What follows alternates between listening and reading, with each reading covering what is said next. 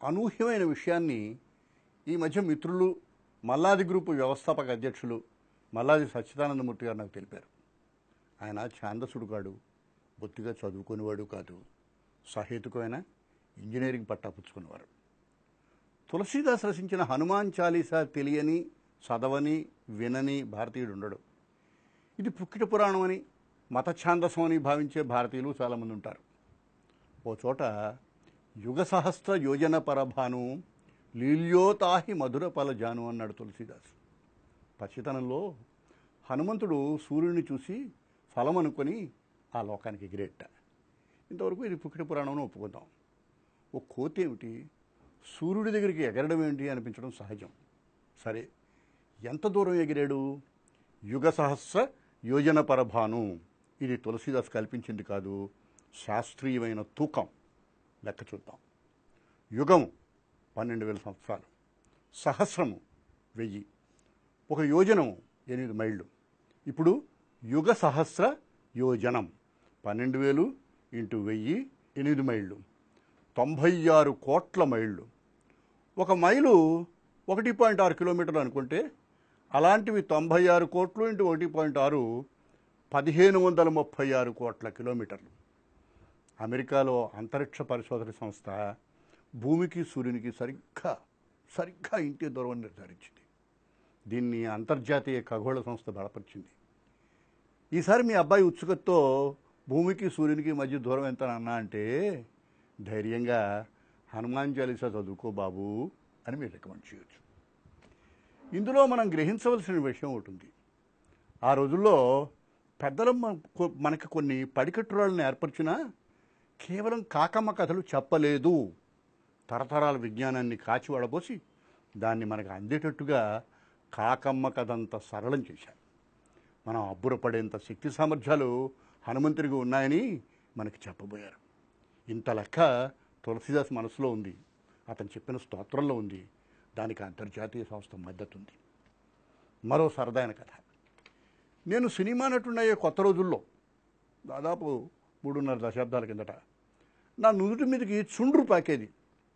రచయిత నుదుటి మీద చుండ్రు వల్ల నష్టం లేదు, కానీ నటుడినయ్యే తొలి రోజులు కదా, కనుక సత్వరచర్య అవసరమని దేశంలో కల్లా గొప్ప చర్మవ్యాధి నిపుణుడి దగ్గరికి వెళ్ళాను. ఆయన పేరు డాక్టర్ ఏ తంబయ్య. చెన్నైలో పూనమల్లి హైవే రోడ్లో ఆయన క్లినిక్. ఈయన దేశ స్థాయిలో డాక్టర్ పిసి రాయ్ అవార్డును పుచ్చుకున్న ఘనుడు, చాలా పేరున్నవాడు. నా సమస్యను చూసి తీరా వెళ్ళాను కనుక, డబ్బు ఇచ్చాను కనుక ఏదో చూపు రాసి, అన్నిటికన్నా ముఖ్యం పొద్దున్నే సూర్యుని ఎండలో తలకి నువ్వుల నూనె రాసుకొని 10 నిమిషాలు నిలవడమన్నాడు. ఇదేమిటి, చిన్నప్పుడు మా అమ్మమ్మ నువ్వుల నూనె రాసుకొని పొద్దున్నే ఎండలో నిలబడితే సూర్యభగవానుడి ధర్మం అని ఎలాంటి చర్మవాదులైనా పోతాయింది కదా. ఆవిడ మా అమ్మమ్మ. ఈయన డాక్టర్ ఏ తంబయ్య, ప్రత్యేక నైపుణ్యం గల ప్రముఖ వైద్యుడు. సరే, ఈ 10 నిమిషాలు ఏం చేయాలి అడిగాను. కావాలంటే హిందూ పేపర్ చదువుకో, లేదా పాటలు పాడుకో అన్నాడు. సరిగ్గా మా అమ్మమ్మ అదే చెప్పింది, 10 నిమిషాలు ఆదిత్య హృదయం చదువుకోమని. ఆదిత్య హృదయం పుణ్యం సర్వశత్రు వినాశనం జయావహం జపేన్నిత్యం అక్షయం పరమం శివం.